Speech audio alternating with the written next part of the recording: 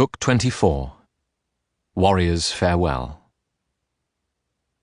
Meanwhile the suitors' ghosts were called away by Hermes of Cyllene, bearing the golden wand with which he charms the eyes of men or wakens whom he wills.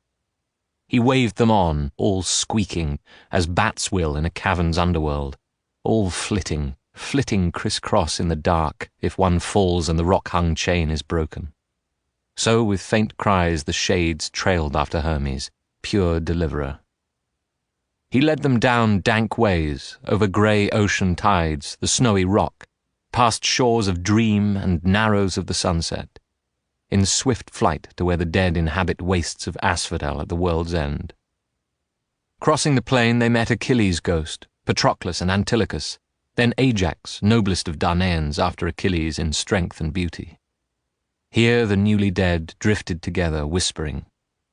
Then came the soul of Agamemnon, son of Atreus, in black pain forever, surrounded by men-at-arms who perished with him in Aegisthus' hall. Achilles greeted him. "My lord Atreides, we held that Zeus, who loves the play of lightning, would give you length of glory. You were king over so great a host of soldiery before Troy, where we suffered, we Achaeans. But in the morning of your life you met that doom that no man born avoids.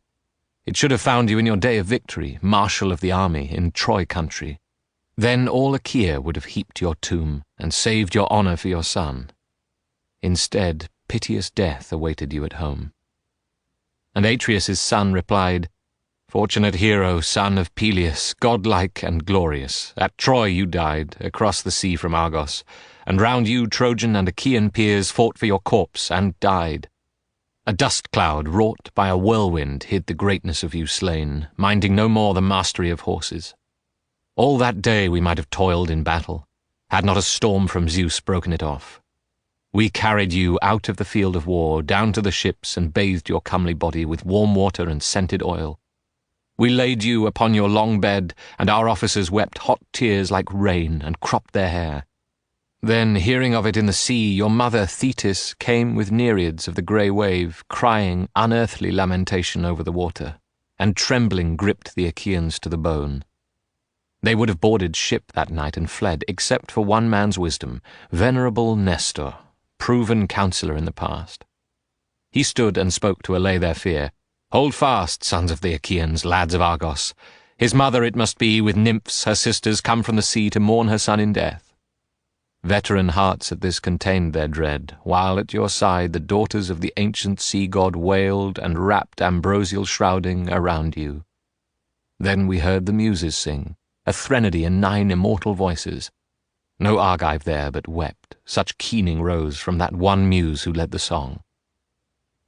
Now 7 days and 10, 7 nights and 10 we mourned you, we mortal men, with nymphs who know no death, before we gave you to the flame, slaughtering long-horned steers and fat sheep on your pyre.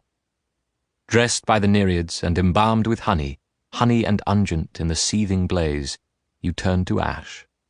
And past the pyre Achaea's captains paraded in review, in arms, clattering chariot teams and infantry. Like a forest fire the flame roared on, and burned your flesh away. Next day at dawn, Achilles, we picked your pale bones from the char to keep in wine and oil. A golden amphora your mother gave for this, Hephaestus' work, a gift from Dionysus. In that vase, Achilles, hero, lie your pale bones mixed with mild Patroclus' bones, who died before you. And nearby lie the bones of Antilochus, the one you cared for most of all companions after Patroclus. We of the old army, we who were spearmen, heaped a tomb for these upon a foreland over Heli's waters, to be a mark against the sky for voyagers in this generation and those to come. Your mother sought from the gods magnificent trophies, and set them down mid-field for our champions. Often at funeral games after the death of kings, when you yourself contended, you've seen athletes cinch their belts when trophies went on view. But these things would have made you stare. The treasures Thetis on her silver-slippered feet brought to your games, for the gods held you dear. You perished, but your name will never die. It lives to keep all men in mind of honour forever, Achilles. As for myself, what joy is this to have brought off the war? Foul death Zeus held in store for me at my coming home. Aegisthus and my vixen cut me down. While they conversed, the wayfinder came near, leading the shades of suitors overthrown by Lord Odysseus. The two souls of heroes advanced together, scrutinizing these. Then Agamemnon recognized Amphimedon, son of Menelaus, friends of his on Ithaca, and called out to him, "Amphimedon, what ruin brought you into this undergloom? All in a body, picked men, and so young. One could not better choose the kingdom's pride. Were you at sea aboard ship, and Poseidon blew up a dire wind and foundering waves? Or cattle raiding were you on the mainland? Or in a fight for some stronghold, or women when the foe hit you to your mortal hurt? Tell me, answer my question. Guest and friend I say I am of yours. Or do you not remember I visited your family there? I came with Prince Menelaus, urging Odysseus to join us in the great sea raid on Troy.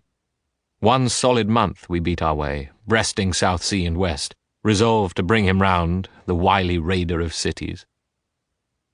The new shade said, "O glory of commanders, Agamemnon, all that you bring to mind I remember well. As for the sudden manner of our death, I'll tell you of it clearly, first to last. After Odysseus had been gone for years, we were all suitors of his queen.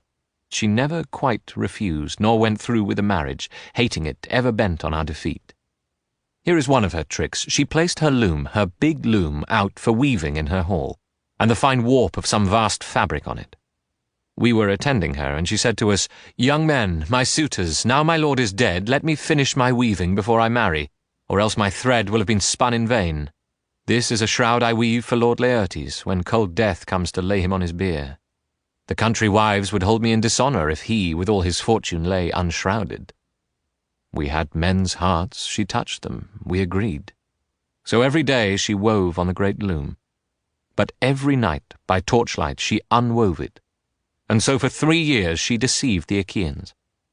But when the seasons brought the 4th around, as long months waned and the slow days were spent, one of her maids who knew the secret told us.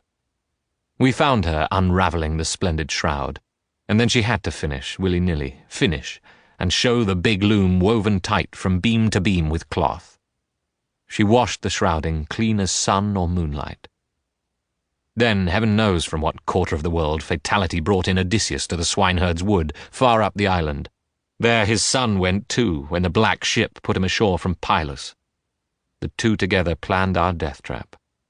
Down they came to the famous town. Telemachus, long in advance, we had to wait for Odysseus. The swineherd led him to the manor later, in rags like a foul beggar, old and broken, propped on a stick. These tatters that he wore hid him so well that none of us could know him when he turned up, not even the older men. We jeered at him, took potshots at him, cursed him.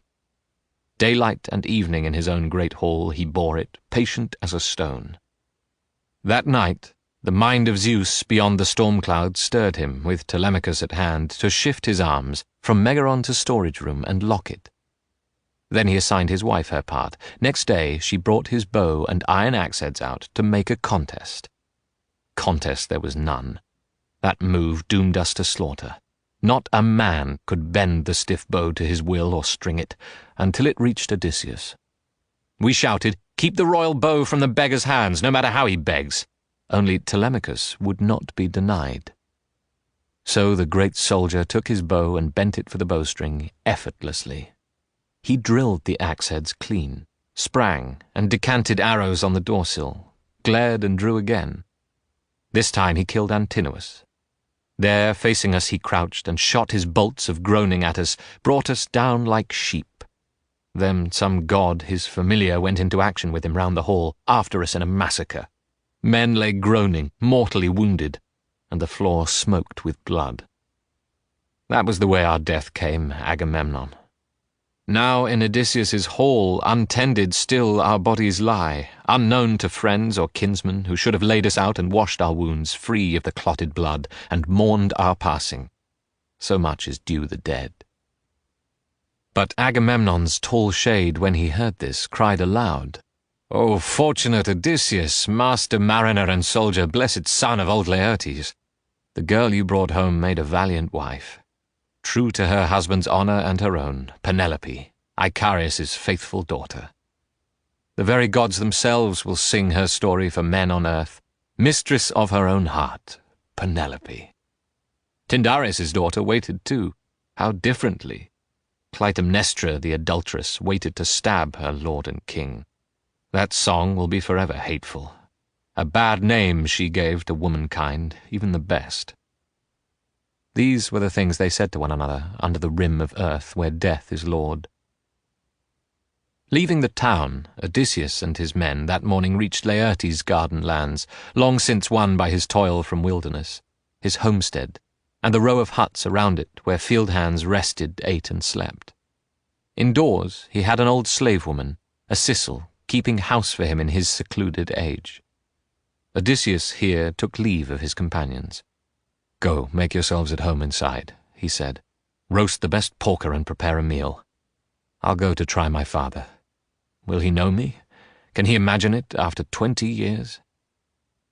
He handed spear and shield to the two herdsmen, and in they went, Telemachus too. Alone Odysseus walked the orchard rows and vines. He found no trace of Dolius and his sons, nor the other slaves, all being gone that day to clear a distant field and drag the stones for a boundary wall. But on a well-banked plot Odysseus found his father in solitude, spading the earth around a young fruit tree. He wore a tunic, patched and soiled, and leggings, ox-hide patches bound below his knees against the brambles, gauntlets on his hands, and on his head a goatskin cowl of sorrow. This was the figure Prince Odysseus found, wasted by years, racked, bowed under grief. The son paused by a tall pear tree and wept, then inwardly debated. Should he run forward and kiss his father, and pour out his tale of war, adventure, and return? Or should he first interrogate him, test him? Better that way, he thought. First draw him out with sharp words, trouble him. His mind made up, he walked ahead. Laertes went on digging, head down by the sapling, stamping the spade in. At his elbow, then, his son spoke out. "Old man, the orchard-keeper you work for is no townsman. A good eye for growing things he has. There's not a nursling, fig tree, vine stock, olive tree, or pear tree, or garden bed uncared for on this farm. But, I might add, don't take offence. Your own appearance could be tidier. Old age, yes, but why the squalor, and rags to boot? It would not be for sloth now that your master leaves you in this condition. Neither at all because there's any baseness in yourself. No, by your features, by the frame you have, a man might call you kingly. One who should bathe warm, sup well, and rest easy in age's privilege. But tell me, who are your masters? Whose fruit trees are these you tend here? Tell me if it's true this island is Ithaca, as that fellow I fell in with told me on the road just now. He had a peg loose, that one, couldn't say a word or listen when I asked about my friend, my Ithacan friend. I asked if he were alive or gone long since into the underworld. I can describe him if you care to hear it. I entertained the man in my own land when he turned up there on a journey. Never had I a guest more welcome in my house. He claimed his stock was Ithacan. Laertes Arsacides, he said his father was. I took him home, treated him well, grew fond of him, though we had many guests, and gave him gifts in keeping with his quality. 7 bars of measured gold, a silver wine bowl filigreed with flowers, 12 light cloaks, 12 rugs, robes, and tunics, not to mention his own choice of women trained in service, the 4 well-favoured ones he wished to take. His father's eyes had filled with tears. He said, "You've come to that man's island right enough. But dangerous men and fools hold power now. You gave your gifts in vain. If you could find him here in Ithaca alive, he'd make return of gifts and hospitality, as custom is, when someone has been generous. But tell me accurately, how many years have now gone by since that man was your guest? Your guest, my son, if he indeed existed, born to ill fortune as he was. Ah, far from those who loved him, far from his native land, in some sea dingle fish have picked his bones, or else he made the vultures and wild beasts a trove ashore. His mother at his bier never bewailed him, nor did I, his father, nor did his admirable wife Penelope, who should have closed her husband's eyes in death and cried aloud upon him as he lay. So much is due the dead. But speak out, tell me further, who are you? Of what city and family? Where have you moored the ship that brought you here? Where is your admirable crew? Are you a peddler put ashore by the foreign ship you came on?" Again Odysseus had a fable ready. "Yes," he said, "I can tell you all those things. I come from Rover's Passage, where my home is, and I'm King Olwo's only son. My name is Quarrelman. Heaven's power and the west wind drove me this way from Sicania, off my course. My ship lies in a barren cove beyond the town there. As for Odysseus, now is the 5th year since he put to sea and left my homeland, bound for death, you say. Yet landbirds flying from starboard crossed his bow, a lucky augury. So we parted joyously, in hope of friendly days and gifts to come." A cloud of pain had fallen on Laertes. Scooping up handfuls of the sunburnt dust, he sifted it over his grey head and groaned. And the groan went to the son's heart. A twinge prickling up through his nostrils warned Odysseus he could not watch this any longer. He leaped and threw his arms around his father, kissed him and said, "Oh, father, I am he. 20 years gone, and here I've come again to my own land. Hold back your tears, no grieving. I bring good news, though still we cannot rest. I killed the suitors to the last man. Outrage and injury have been avenged." Laertes turned and found his voice to murmur, "If you are Odysseus, my son, come back. Give me some proof, a sign to make me sure." His son replied, "The scar, then, first of all. Look, here the wild boar's flashing tusk wounded me on Parnassus. Do you see it? You and my mother made me go, that time, to visit Lord Autolycus, her father, for gifts he promised years before on Ithaca. Again, more proof. Let's say the trees you gave me on this revetted plot of orchard once. I was a small boy at your heels, wheedling amid the young trees while you named each one. You gave me 13 pear, 10 apple trees, and 40 fig trees. 50 rows of vines were promised too, each one to bear in turn. Bunches of every hue would hang there ripening, weighed down by the god of summer days." The old man's knees failed him. His heart grew faint, recalling all that Odysseus calmly told. He clutched his son. Odysseus held him swooning until he got his breath back and his spirit, and spoke again. "Zeus, father, gods above, you still hold pure Olympus, if the suitors paid for their crimes in deed and paid in blood. But now the fear is in me that all Ithaca will be upon us. They'll send messengers to stir up every city of the islands." Odysseus, the great tactician, answered, "Courage, and leave the worrying to me. We'll turn back to your homestead by the orchard. I sent the cowherd, swineherd, and Telemachus ahead to make our noonday meal." Conversing in this vein, they went home, the two together, into the stone farmhouse. There Telemachus and the 2 herdsmen were already carving roast young pork and mixing amber wine. During these preparations, the Sicel woman bathed Laertes and anointed him, and dressed him in a new cloak. Then Athena, standing by, filled out his limbs again, gave girth and stature to the old field captain, fresh from the bathing place. His son looked on in wonder at the godlike bloom upon him, and called out happily, "Oh, father, surely one of the gods who are young forever has made you magnificent before my eyes." Clear-headed Laertes faced him, saying, "By Father Zeus, Athena, and Apollo, I wish I could now be as once I was, commander of Cephallenians, when I took the walled town Nericus on the promontory. Would God I had been young again last night, with armour on me, standing in our hall to fight the suitors at your side. How many knees I could have crumpled to your joy." While son and father spoke, cowherd and swineherd attended, waiting, for the meal was ready. Soon they were all seated, and their hands picked up the meat and bread. But now old Dolius appeared in the bright doorway with his sons, work-stained from the field. Laertes' housekeeper, who reared the boys and tended Dolius in his bent age, had gone to fetch them in. When it came over them who the stranger was, they halted in astonishment. Odysseus hit an easy tone with them. Said he, "Sit down and help yourselves. Shake off your wonder. Here we've been waiting for you all this time, and our mouths watering for good roast pig." But Dolius came forward, arms outstretched, and kissed Odysseus's hand at the wristbone, crying out, "Dear master, you returned. You came to us again. How we had missed you. We thought you lost. The gods themselves have brought you. Welcome, welcome, health and blessings on you. And tell me now, just one thing more. Penelope, does she know yet that you are on the island, or should we send a messenger?" Odysseus gruffly said, "Old man, she knows. Is it for you to think of her?"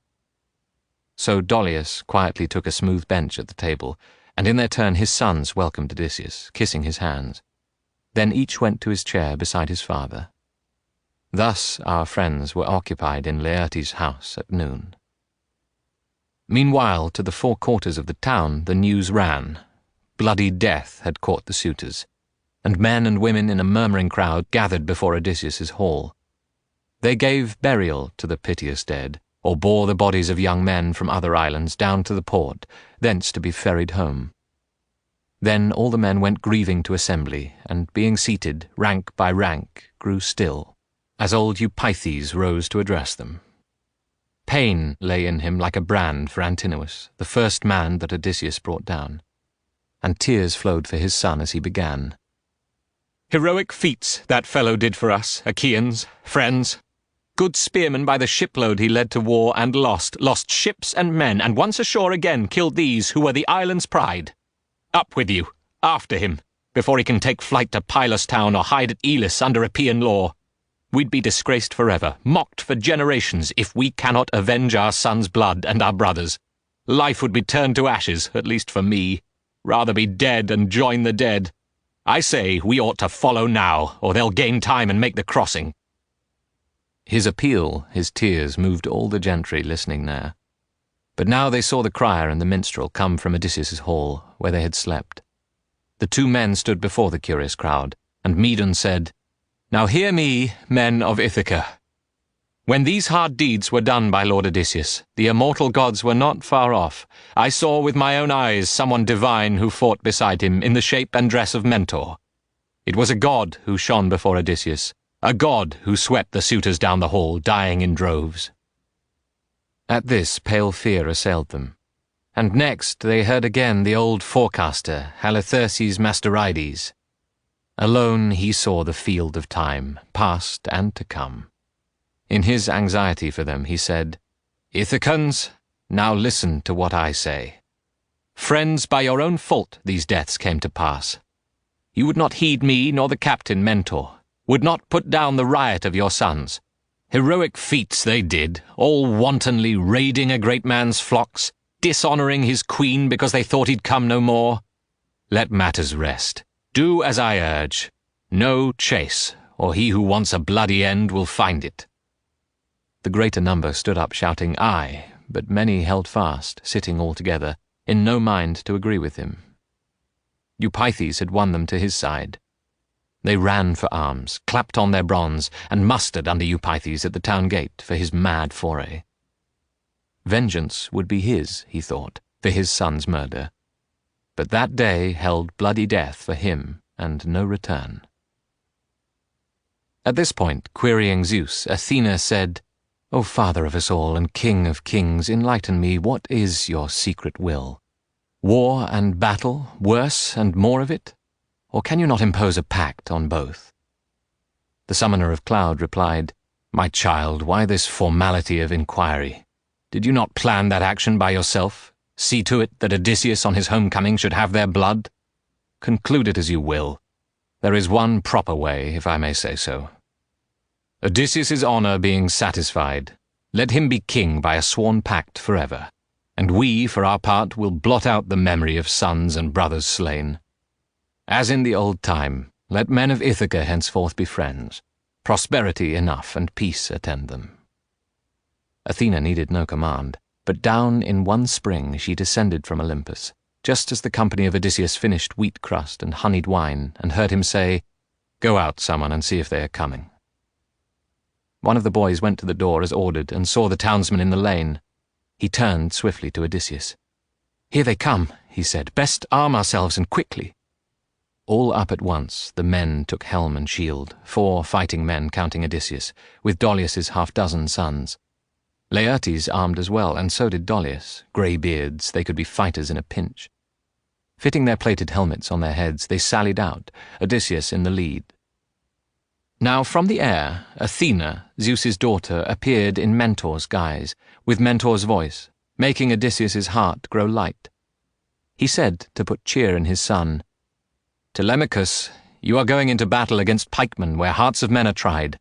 I count on you to bring no shame upon your forefathers. In fighting power we have excelled this lot in every generation."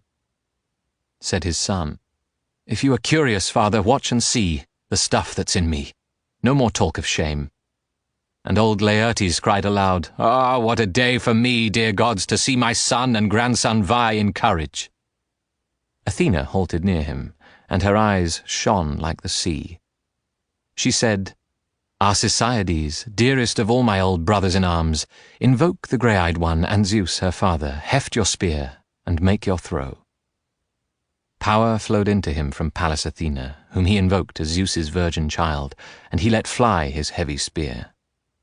It struck Eupeithes on the cheekplate of his helmet, and, undeflected, the bronze head punched through.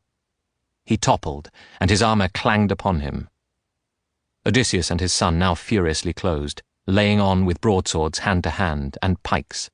They would have cut the enemy down to the last man, leaving not one survivor, had not Athena raised a shout that stopped all fighters in their tracks. "Now hold," she cried. "Break off this bitter skirmish. End your bloodshed, Ithacans, and make peace." Their faces paled with dread before Athena, and swords dropped from their hands unnerved to lie strewing the ground at the great voice of the goddess. Those from the town turned fleeing for their lives, but with a cry to freeze their hearts and ruffling like an eagle on the pounce, the lord Odysseus reared himself to follow, at which the son of Cronos dropped a thunderbolt, smoking at his daughter's feet. Athena cast a grey glance at her friend and said, "Son of Laertes and the gods of old, Odysseus, master of landways and seaways, command yourself. Call off this battle now, or Zeus, who views the wide world, may be angry." He yielded to her, and his heart was glad. Both parties later swore to terms of peace, set by their arbiter, Athena, daughter of Zeus who bears the storm cloud as a shield, though still she kept the form and voice of Mentor.